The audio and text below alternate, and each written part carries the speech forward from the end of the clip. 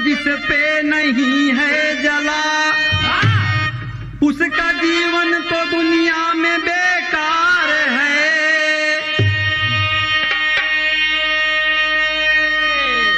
पद कलश पर सरस की नजर ना पड़ी, राह अधियार सूझे न संसार है।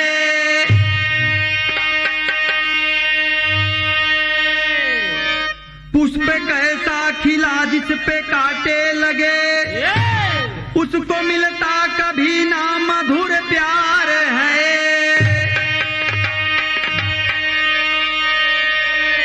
एक ऐसी कहानी सुनो साथियों, जिसकी करनी पर हंसता ये संसार है।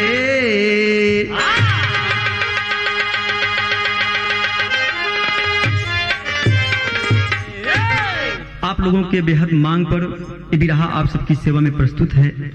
दोस्त, आशा नहीं विश्वास है जैसे आप सबका प्यार दुलार हमें मिलता है, मिलता ही रहेगा।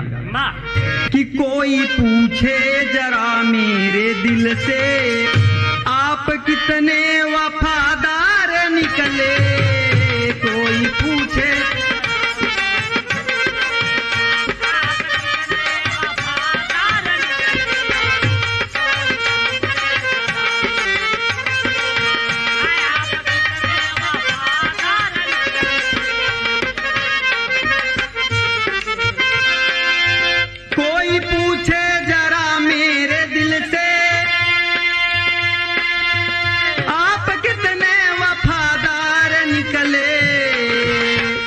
जिंदगी की जो मांगी है कीमत, जिंदगी की जो मांगी है कीमत, जिंदगी के खरीदार निकले।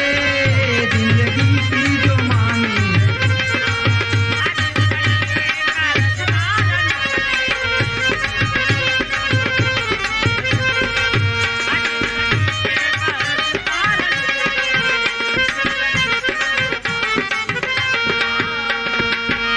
ये तो बाबूजी उस दिल फेंक का दर्द है, उसका दिल टूटा हुआ है, अपने दिल की बात कैसे बता रहा है। लेकिन इसी भाव में हमारे कवि जी लाख रुपए की बात लिखे हैं दोस्त। जिंदगी कहा गया है इसका कोई मोल नहीं है दोस्त, ये कब कहाँ चली जाए किसी को पता ही नहीं है, किस हाल में हमको रखेगी, कौन से मेरा समय आएगा, कैसा समय होगा, किसी को नहीं मालूम है।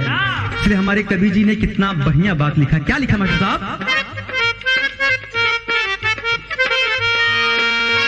जिंदगी मेरी उलझी हुई है, जिंदगी मेरी उलझी हुई है, मौत कब हमको तन्हा करेगी।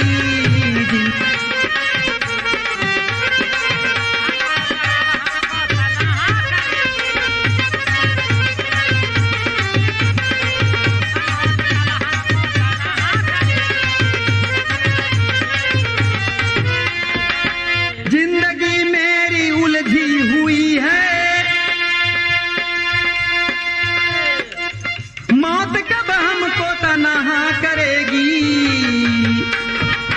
किसको पता, कौन जानता है दोस्त धरती का सत्य, कफन मिले या ना मिले, घर मरूं या बाहर मरूं। जिंदगी मेरी उलझी हुई है, मौत कब हमको तन्हा करेगी। क्या पता कि कफन भी मिलेगा, क्या पता कि कफन भी मिलेगा, उम्र भर या सिला ही भरेगी। क्या पता कि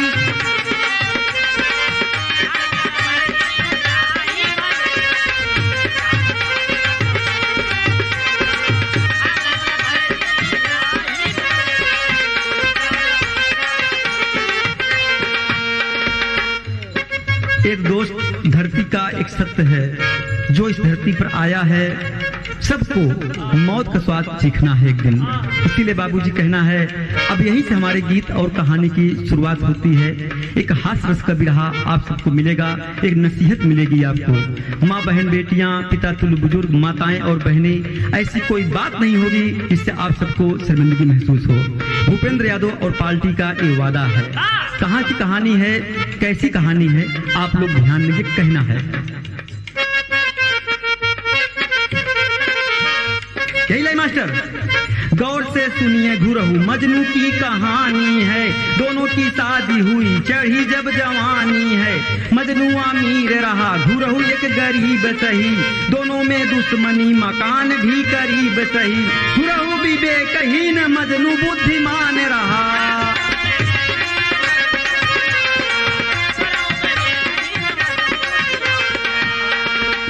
चोरी से बात सुनकर घुरहु भी किसान रहा।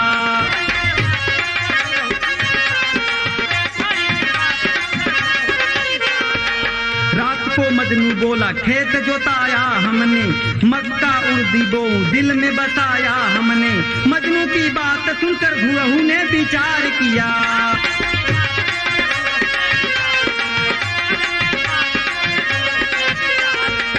यही मैं खेती करूं दिल में अरमान लिया।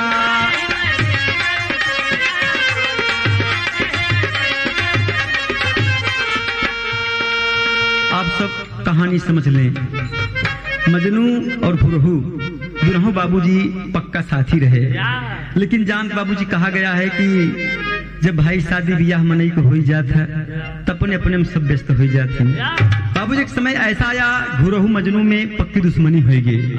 दोनों बाबूजी शादी किए, घुरहु के 10 बीघा बा, मजनू के पास 5 बिस्सा बा।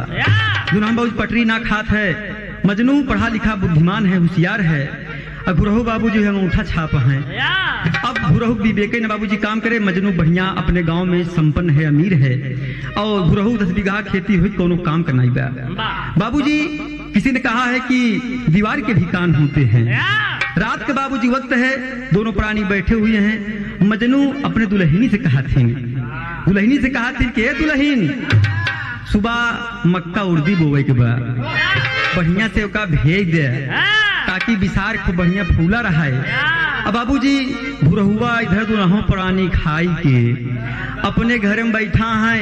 अब बाबूजी ध्यान लगाए देहन कि कुछ कहा तब दुल्हनिया कहो घुरहु जगबा कैसे सौते रहबा, कहन सुनत हा मजनुआ का कहत बा, अपने औरत से कहत बा कि मक्का उड़दी बोवा, कहन जैसे ही कहत बा वैसे चला हमहू तुहू करी।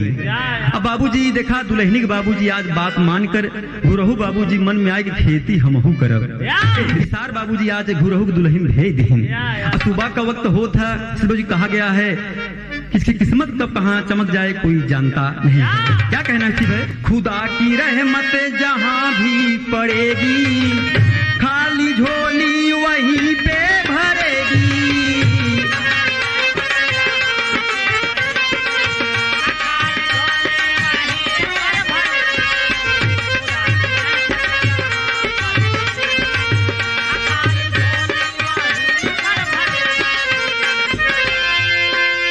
खुदा की रहमत जहाँ भी पड़ेगी, खाली झोली वहीं पे भरेगी। आए मोहम्मद नबी मेरे हजरत, आए मोहम्मद नबी मेरे हजरत, आपकी जो नजर एक पड़ेगी। आए मोहम्मद नबी मेरे हजरत,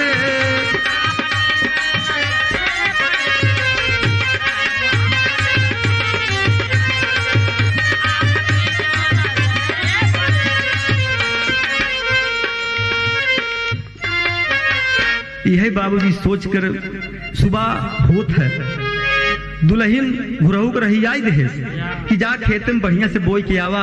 घुरहु बाबूजी चल दे कबहू किसानी का हाल तो जानते नहीं। दुल्हनी के बाबूजी कहे चला जाता है, आगे आगे घुरहु वहाँ पीछे उनका दुल्हनिया बा। बाबू जाता है सब खेती करे बरे। अब बाबूजी खेती देख कैसन होती बतर मास्टर साहब भाई, कहाँ मक्का उड़दी मजनू बोए, अरे मक्का उड़दी मजनू बोए, जानी गईले बातिया गजब भइले ना। घुरहु कैले सुंदर खेतिया गजब कैले ना।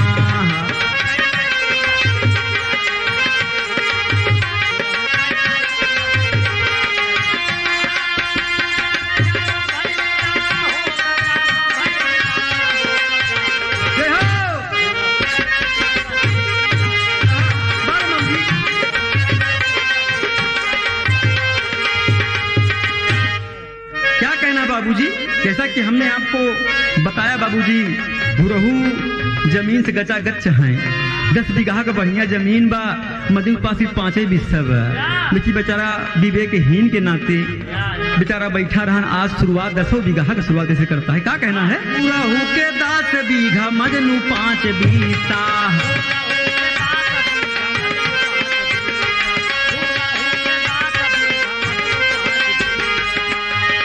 जागी की समतिया घुरहू मक्का उदीसा।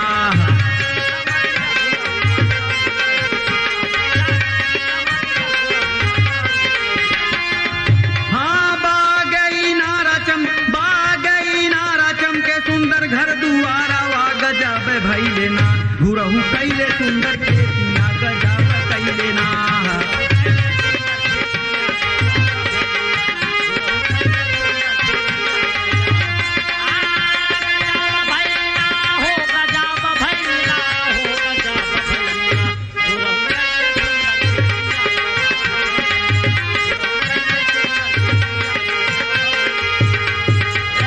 बाबूजी पहली खेती 10 बीघा का घुरहू बाबूजी खूब बढ़िया तैयार कर, नंबर 1 मक्का उर्दी पाए।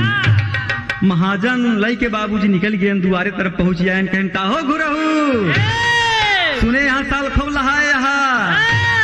बाबूजी नंबर 1 बाबू दुआरे देखा तो बढ़िया मक्का उर्दी दम लदा बा। बाबूजी बढ़िया लई गया घुरहू साथे का बाबूजी होत बा, जोन घुरहू खाए के ठिकान नहीं, पिए का पानी नहीं। बाबू जान ला, जब मक्का उर्दी बेच के बढ़िया घर दुआर अपन चमका दिया। बतावा 10 बीघा के जगह भाई काशकारी होए, वो मजनू की बुद्धि से हाँ बाबू बढ़िया चमकाई दिया। तो लोग सोचता है कि का करता बा भैया, कहाँ से स्कीम निकाले से कहूँ सर्विस पाए काहे ना हन। बाबूजी फिर रात में ध्यान लगाए हैं। अब बाबूजी रात का फिर मजनू के दुल्हन कहीं का हो कहन का कहन घुरहुआ कहाँ गा पायस बुद्धि बड़ा बढ़िया खेती लहाए सब केरी कहन। अब जानती यहाँ भाई ओकरे 10 बीघा बा, हमारे तोहरे 5 बिस्सा बा, अब ओकर 10 का हमार 5 कहाँ बराबरी कई पाई। इधर बाबूजी बढ़िया बाबूजी घुरहू बाबूजी नंबर बाबूजी के खेती किए। रात में आज फिर शाम का वक्त है, दोनों बाबूजी पुरानी खाई के घर पे बैठ गए, कान लगाए दिए। मजनू के दुल्हन कहे सैया कहन का कहन घुरहुआ कैसे ही लहाए बढ़िया केरी कहन। दुल्हन संतोष करा, अपने पास 5 बिस्सा ओकरे पास 10 बीघा बा, तो भाई ज्यादा होबे करी कहूँ बुद्धि पाई के होई। कहन ठीक है, तो कहन अब केरी कहने काम करा, अब केरी सैया हमार मन बा चना धनिया बोई दे, चना धनिया बढ़िया बोई बाबू। इस समय बाबूजी आई गवा, इधर बाबूजी दोनों पुरानी सुनत हैं। घुरहुआ एकदम ध्यान लगाए बा, भाई अमीरो हो गए बा, कुछ काम भरे का। तो बाबूजी ध्यान लगावत बा, कहत बा कि चना धनिया भाई पूरा विधि जान गए बा। जाने के बाद कैसे दुल्हन हिया आवा कहन का भा कहन चना धनिया बोई ही नहान कहन तौ कहन तू भेवा हम सुबह बोई दे भाई। अब बाबूजी इधर 10 बीघा का पूरा आज चना धनिया घुरहुआ भेवाई दे घरे। बाबूजी विसार इधर बाबूजी भे उठा। अब बाबूजी घर का होता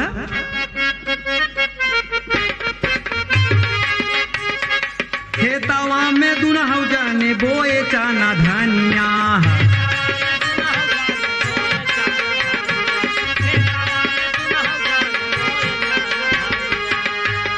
लाहरी किसानी कुल खरीद लिए बनिया।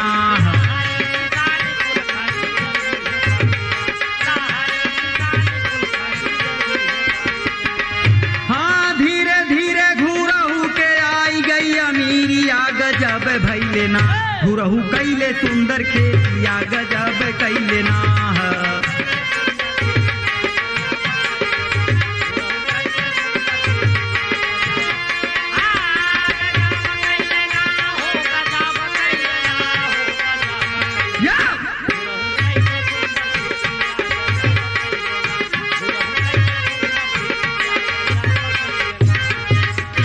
अरे बाबूजी एकदम बाबूजी नंबर 1 खेती 10 बीघा में बढ़िया से चना जामा, बढ़िया से धनिया हो गई।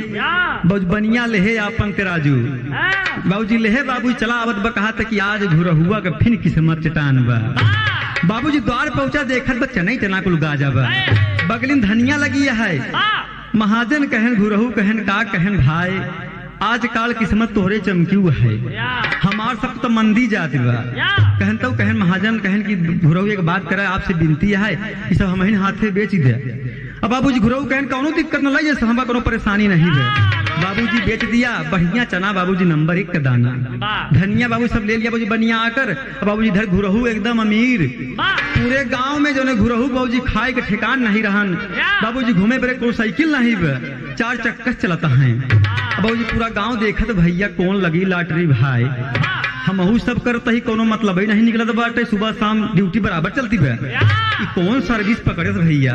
देखा बाबूजी आज बाबू तक घुरहुआ के दुल्हन तनी चंचल रही, एकदम बाबू सिंगार पटार किए चली जाती बा। अब भाव कहत या कि बलमा हमारे मोटर कार लईके आयो रे, कार लईके आयो। दुल्हनी के भाव यही है। बाबूजी 2-4 ठी गांव के सहेली इकट्ठा भइल के कस बहिनी का हाल बा, कहन ठीक है। बाबूजी देखत हैं घुरहुआ के दुल्हन बढ़िया सोना सिंगार खूब पहने बा, एकदम बाबूजी कजरा लगाए एकदम ठुमकत चली आवत है। अब बाबूजी देखत कहन कि हम जानते हैं बहिनी आजकल तो हर कहूँ लगी है लॉटरी, अब नहीं मालूम कहाँ है लेकिन कहूँ लगी। कहन का करत हूँ, कहन का बताई बहिनी खेते बाड़ी हमेशा व्यस्त रही थी। अब सहेलियन विचार करती हैं खेते बाड़ी में गहना पहन के व्यस्त रहा था, जो उन्हें हिसाबे बताओ एक पहनावा बा, बतावा 5-6 लाख का गहना शरीर पहने बाटे, कहा था खेते बाड़ी में घूमी थी। कहन बहिनी बतावा, देखा बाबूजी कहा गया है दुल्हन के पानी नहीं पचत। कहन बहिनी बतावा कहाँ से बुद्धि पाओ। कहन का बताई जब रतिया में ना जब मजनुआ दुनहों प्राणी बतला थी तो हमरे दुल्हा कान लगाए के सुना थी, और नहीं के पूरे विधि से बाबूजी खेती हम सब शुरू करे है। अब बाबूजी बात सुन लिया, कहना अरे बाप रे बाप, बाबूजी वो सहेली का काम करती है, जाए के मजबूरी दुल्हन के मिली। कह का बहिनी का हाल बा, कहन का हाल बताई। देखत यहाँ हमार दुश्मन घुरहुआ एकदम अमीर हो जाता है, हम सब वैसन हो जाते है, गरीब हो चली जाते है। कहन का करूँ बहनों के 10 बीघा, लेकिन बहिनी गलती तो हो रही है। कहन कैसे, कहन अब वही ओकर दुल्हन मिली रही रमकलिया, घुरहुआ का दुल्हन बाबूजी नाम रमकलिया रहन है। कहन मटकत की बड़ा चली आवत रही है। अब वही विचार करते रहे तो कहे बताए कि हमरे सैया जब रतिया तो सब बतलात है ना, तो हर बात सुने। बाप रे बाबूजी मजनू दुल्हन जान के एकदम बाबूजी गुस्सा लगे, बतावा हमारे ही विधि से खेती का दुश्मन हमारे। बाबूजी कहा गया है कि आज इंसान अपने दुख से नहीं परेशान बा, अपन जो समाज के लोग हैं उनका सुख देख के हैरान होत बा। अब पड़ोसी कहे अच्छा खाए ना, तो दुल्हन बाबूजी घर पहुंचती है, दूल्हा हिया आवा। कहन का भा, कहन की और बतला रात में और बोला उल्टा पुल्टा, खेती के बात बतावत है, चना कैसे बोवा जाए, धनिया कैसे बोवा जाए, मक्का उर्दी कैसे बोवा जाए, बुद्धि सिखाऊबा। कहन का बताऊबे जोन हम तुरंत यम बतलाई थी ना। कहन तब, कहन जोन पड़ोसी दुश्मन तोहर घुरहुआ बा, कहन तोहरे विधि जला सारा काम करे बढ़िया बढ़िया खेती लहाई लगे बा, 10 बीघा एकदम बाबूजी वही चमकाए, यहाँ तोहरे बुद्धि करत बा। न रात में कहता न सुनता ही। बाबूजी मजनुआ के एकदम तमाचा लगा बात, कहे रुका दुल्हन ने काम कर, आप सिस्टम बदल दे। बाबूजी तर्ज मास्टर साहब वही बा, बहुत बाबूजी मार्मिक गीत है दोस्त, जमाना होया करता था दोस्त। कभी इसको खलील जिगाया करते थे, कैसे कि रतिया सना नाना, रतिया सना नाना होई मोरे राजा,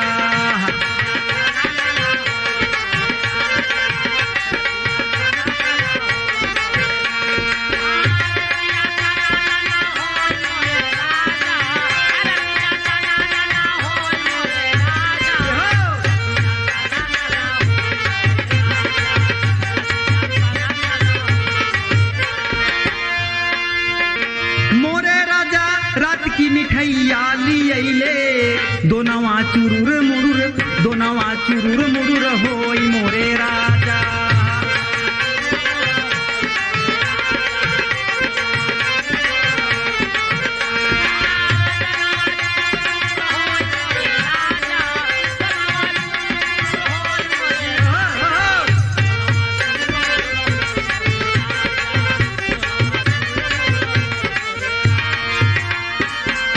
लेकिन बाबूजी ही भाव में दुल्हन जब आज बात बतावती बा, तो कवि जी क्या कह रहे हैं, दुल्हन देह से सारी बतिया बताई, दुल्हन देह से सारी बतिया।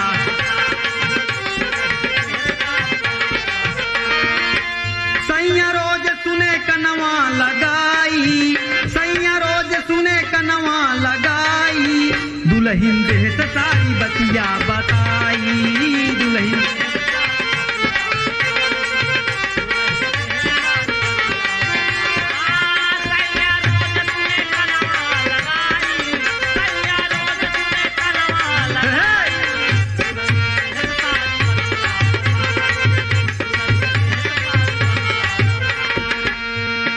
बाबू दुल्हन प्राणी आज कैसा काम देखा करता है।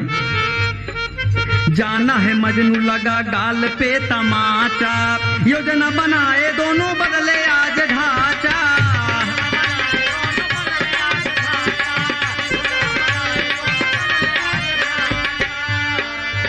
काल देव कुल उखिया हेंगाई, काल देव कुल उखिया हेंगाई, सैया रोज सुने कनवा लगाई, सैया रोज सुने।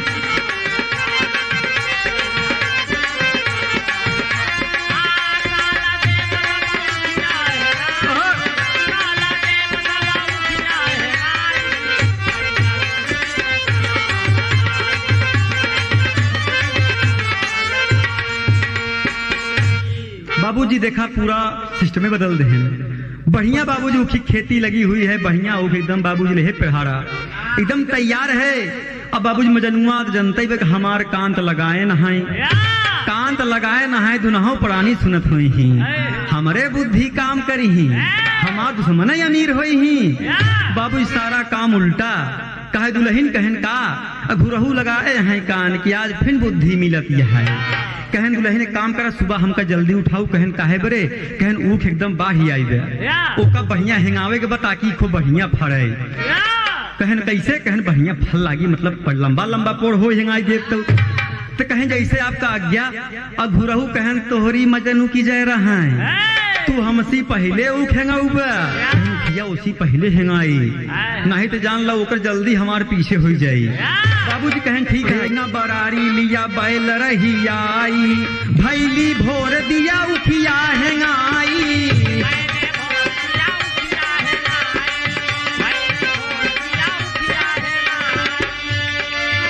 खेती ऊख वाली सारी नसाई, खेती ऊख वाली सारी नसाई, काल देव कुल उठिया हेंगाई, काल देव कुल।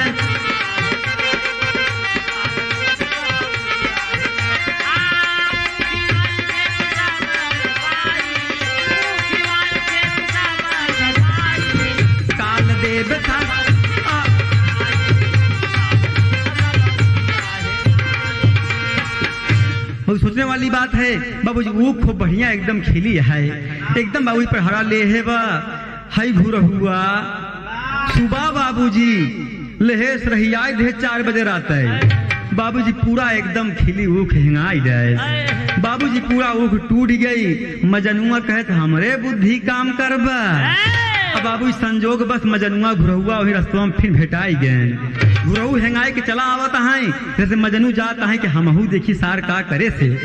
बाबूजी आवत है तो घुरहुआ खूब प्रसन्न बा, आज वो कैसी पहले हेंगाए, हमार बढ़िया फड़ी एकर बेकार होई, हमार बढ़िया बढ़िया गन्ना आई एकर वैसे वो सोई। अब बाबूजी एकदम बाबूजी विचार करके चलावत बा, मजनुआ जावा खेत देखे कैसे अब तो मजा उबई करी। बाबूजी एकदम 10 बीघा का नंबर 1 बतावा ऊख है। बाबूजी पूरा ऊख हेंगाए दे, बाबूजी हेंगाने के बाद चलाई कहे दुल्हन कहन का, कहन हमार तो हर बुद्धि सुनत रहन न, आज उल्टा काम करे बा। कहन का करे, कहन जो मुखिया एकदम रहन न पूरा हेंगाई जाए, हाँ लंबा लंबा बताओ पोड़ ले सब खराब कई जाए बा। कहन ठीक है, कहो दुल्हन का अपन कमाई न बतावी चाहिए। बाबूजी दुल्हन आज देखा न बताए होते न बाबूजी बाहर बात खुलत, उसके भी टेरी के भाव दिया।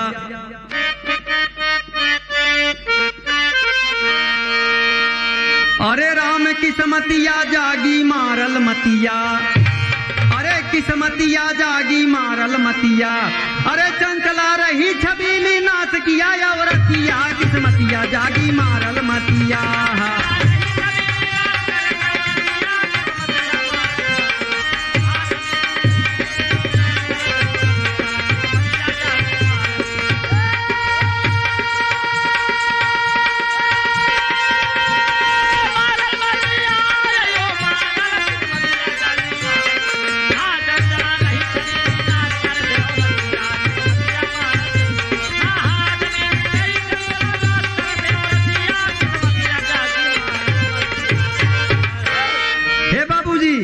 अब देखा सारा काम उल्टा। जोन बाबूजी मजनुआ बढ़िया बढ़िया बात बतावत रहन है, बढ़िया बढ़िया बाबूजी किसानी के बात सिखावत रहन है, सारा सिस्टम उल्टा कही दे। कहे दुल्हीन रात के बाबूजी वक्त है, मजनुआ कहा ये दुल्हीन, कहन का कहन ओना सुनते हो ही, कहन हाँ कहन कहन चना बोवे के बा, कहन तब कहन दुल्हीन एक काम कर, चनवा पूरा भूज जावा, चना बाबूजी पूरा भूज जावा। अब बाबूजी घुर हुआ सुनत बा कि चना आपकी भूज के बोवैया भाई, लागत बढ़िया बढ़िया फल लागत है। गुरुआ कहा ये दुल्हीन जान गए, कहन काव, कहन मजनू वाली बतिया, कहन का जाना, कहन कहा था है कि अब की चना बहुबई वो भूज के बहुबई, कहन तो कहन तू काहे देर करती है, जितना विसार है सब बढ़िया कहली जावा। अब बाबूजी गुरहुआ आदेश पाए दुल्हीन पूरा बाबूजी विसार खूब बढ़िया भूज जाए। और सुबह बाबूजी प्रभात बेला होत है तो वही का कहना हुआ बाबा राम आधार कैसे गावई, कहीं राम झकोरा मारे झूलनी, तू है सारी लहराई रे झकोरा मारे झूलनी है।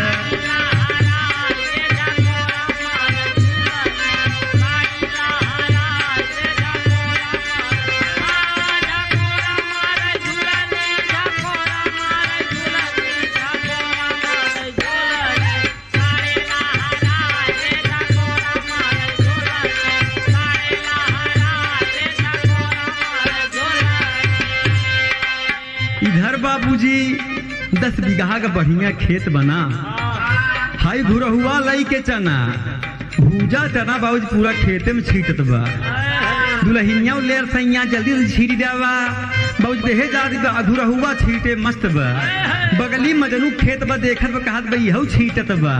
अब उनका काम मालूम मजनुआ सारा काम उल्टा बताएगा। बाबूजी बोआई गईले चनावा जामाना बिसार हो, बोआई गईले चनावा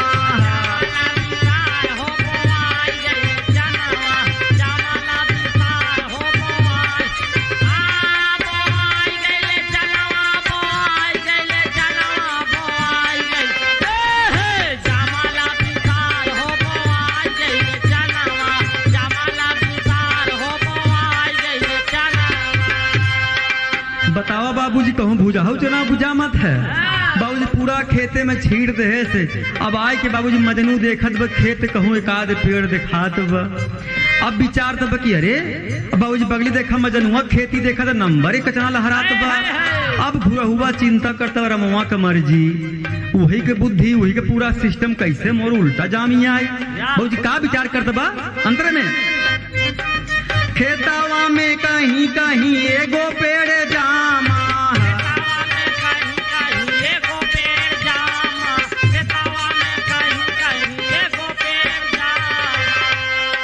बाकी सब चबाई गए, बाकी सब चबाई गए गदहा के मामा,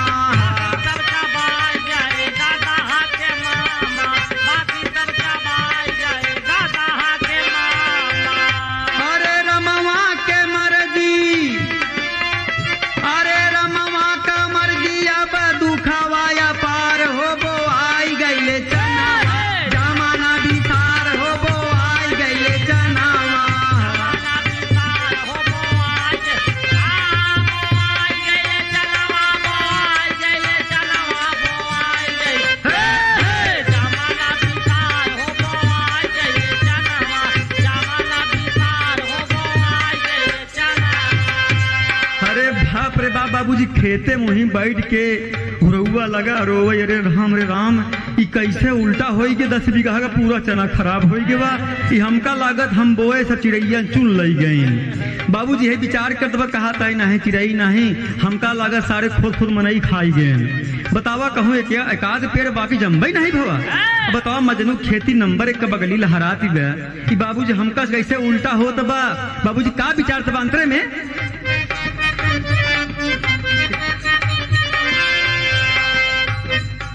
मजनू के खेतावा में लहरे किसानी,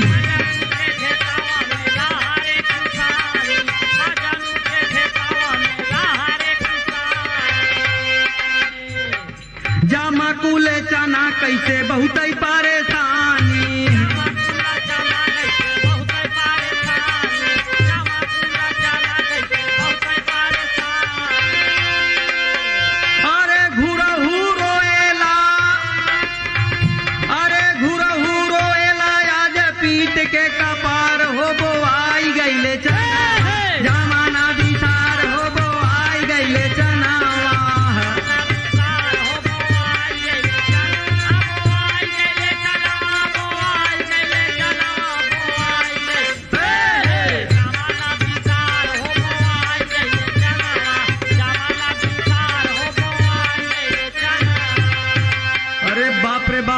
खेती खराब बाबूजी। बाबूजी घुरहू एकदम रोवत चला आवत बा। मजनुआ सुबह सुबह भेटान मुस्किया चला जात कहन कस बुद्धि से खेती करबा, रात की आन का बात सुनबा, लगाई लगाई कान दिवाली में ला करा खेती खूब। बाबूजी मजनुआ प्रसन्न यहाँ बरे बा कि 5 बिस्सा भले बा, लेकिन हमार खेती नंबर 1 बा। एकर खेती सब खराब बाबूजी, कहूँ कहूँ एक आध पेड़ जामई बा। हे मका अमीर बनी बाबूजी।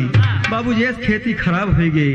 अब बाबूजी घुरहुआ तबो बुद्धि नहीं लगावत बा कि मजनुआ हमका उल्टा तो नहीं करत बा, विवेक काम नहीं करत बा। गवा घुरहुआ अपने दुल्हन से कहे दुल्हन कहीं चना कैसे जामा, कहें दुल्हन का बताई, न तो रोवई आवत न हंसई आवत है। कहन का भा, कहन जान ल दुल्हन कहूँ एक आध पेड़ जामब, बाकी सब लागत है सब लड़का खाई गए सारे। कहन नहीं, कहन जाए दुल्हा रोवा रम्हा जिन 10 बीघा खेती खराब कौनो बात नहीं। बाबूजी रात का वक्त है, बाबूजी रात का वक्त है। गुरहू लगा सोचई कि दुई खेती करे बुद्धि से करे तो बढ़िया हमार लही गई, और दुई खेती करे बुद्धि से फिन करे तो हमार सब उल्टा हो गया। एकर बाबूजी मतलब हमार सारा काम अब उल्टा बतावत है। तो बाबूजी के उड़ान में कहना हुआ भाई कि मजनू के बुद्धि से कैले खेती भइल बेकार, मजनू के बुद्धि से कैले खेती भइल बेकार। अरे रोटी दाल के तरसई लागे, अरे घुरहू भइल चार हो किस्मतिया जागी मारल मतिया। अरे पाटी पकड़ के सोचे सोवई ना औरतिया, किस्मतिया जागी मारल मतिया।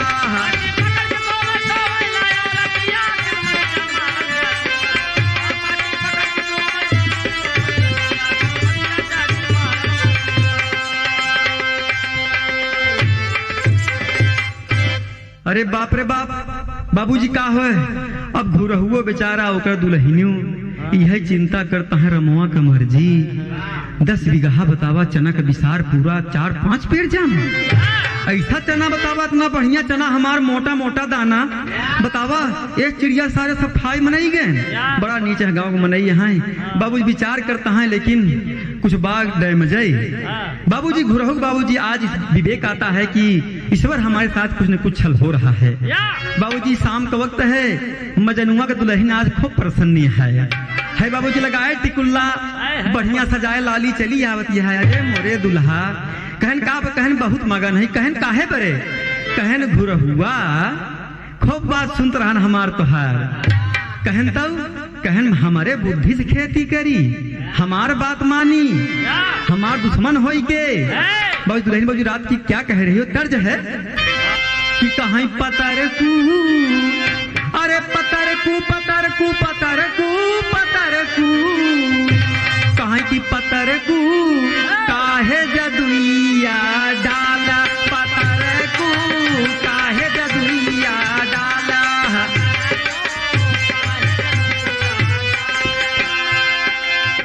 अरे जियते जिंदगिया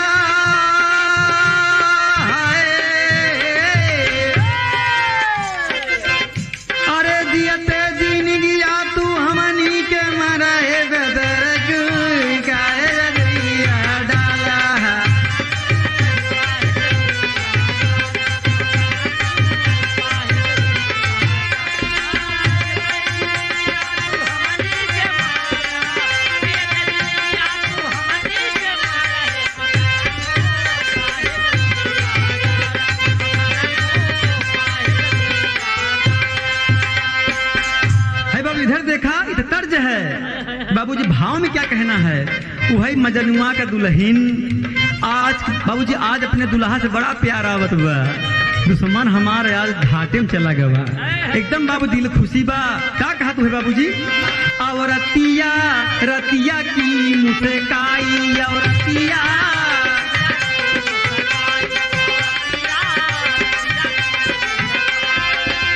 हाँ मजनू के दुल्हन दे सारी बतिया बताई, हाँ मजनू का दुल्हन रही बतिया बताई रे, औरतिया रतिया की मुस्काई।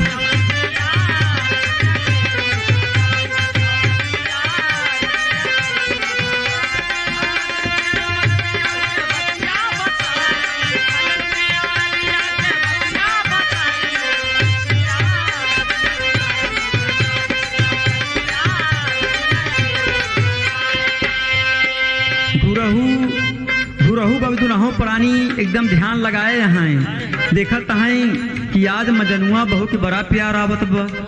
प्यार तो डेली करते, आज कुछ अलग ही भाव बा। कान लगाए हैं बाबूजी, अब मजनुआ बहू बाबूजी खूब ताना मार दिबे। बुद्धि से काम करबा, हमार लोग का बात सुनबा। आन घरे के का खात है, कि कैसे रहा था, कि का पहना था, सुना बात बाबूजी का कहत बा। और घुरहू बाबू दुरहु प्राणी एकदम चिंता में ध्यान लगाए यहाँ। दुल्हन संकेत क्या करे मजनू वाली, का कहत बा। पियवा का अपने हम बताए कहानियां,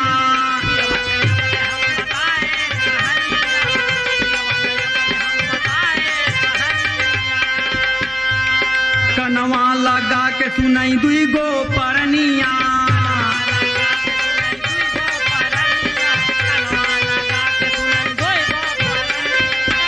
अरे खेती किसानी,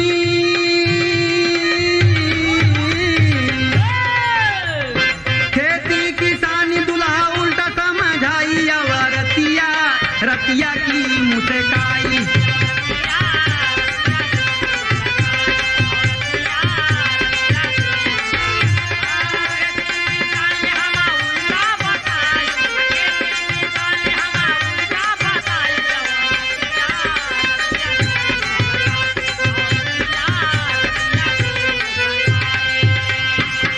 अरे बाप रे बाप बाबूजी।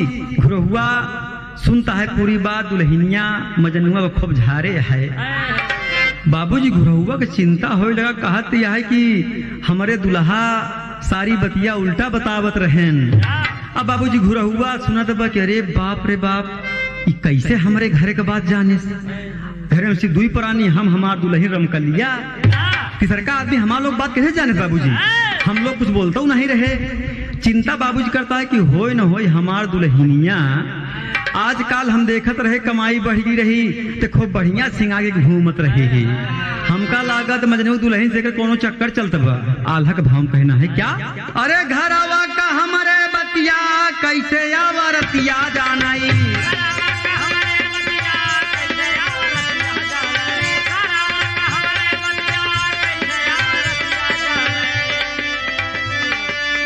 शंका करेला घुरहू भैले अपमान।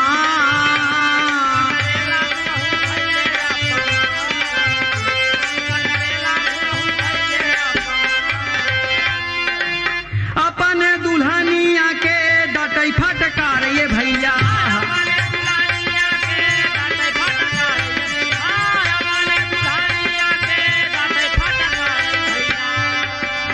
नैया डुबाऊ हमारी घटी गईली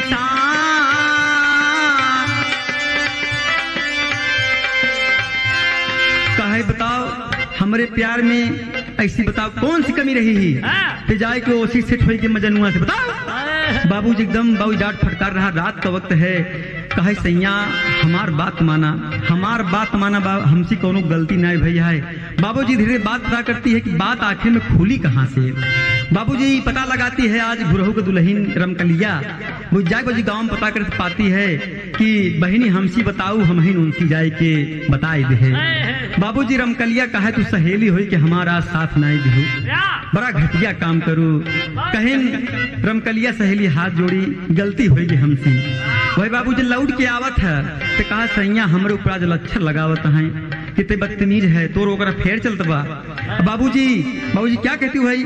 सोचैया वरतिया खुली कैसे बतिया।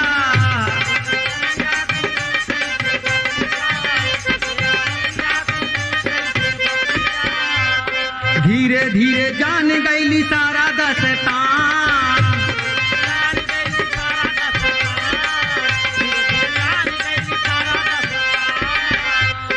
पनिया पर चलना ही जाई के बताए।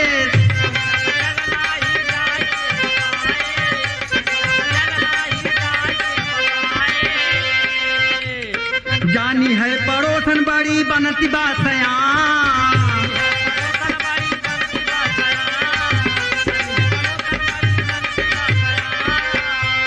अरे अपने सजनवा से बोली बारी धनिया माफ कई द गलती भाई ले श्रीमान हो।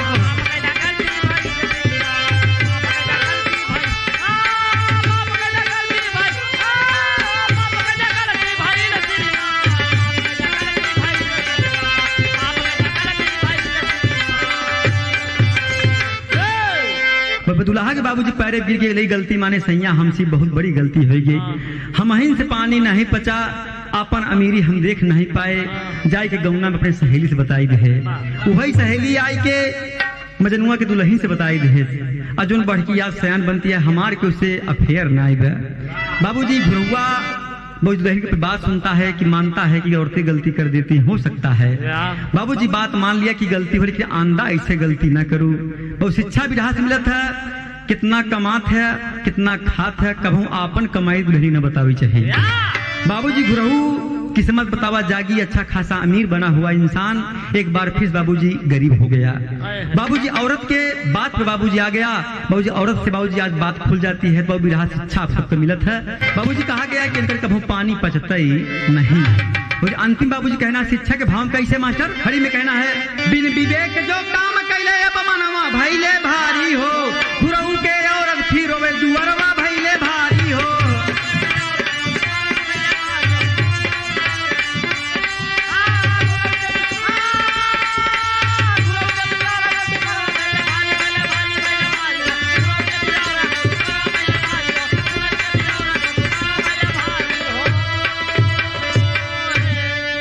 रमकलिया फिन गलती माने से जीवन भइल बेकार हो, एक नारी के चलतने आज फिर से भय लाचार हो। बाबूजी बिरहा बाबूजी सब शिक्षा मिला कि दुल्हन के बाबूजी आज गलती से एक बार बाबूजी घुरहू फिर से गरीब हो जाता है। जो ने बाबूजी बढ़िया बढ़िया 5 लाख का सोना पहन घूमे दुल्हन, बाबूजी आज एकदम सिंपल साड़ी में आएगी। गलती बाबूजी कहना है कि दुल्हनी कभू आपन कमाई न बतावे चाहिए। बाबूजी आपको इतना अच्छा बिरहा सुनने को मिलेगा, आशा है दोस्त, विश्वास है यदि हम लोगों से गाने बजाने में कोई गलती हुई हो दोस्त आप क्षमा करेंगे। कि बिन विवेक जो काम करे गलती हो तो बरियार, रामधार गुरु हफीज चंचल है दर अली विचार, किस्मतिया जागी मारल मतिया, अरे गवैया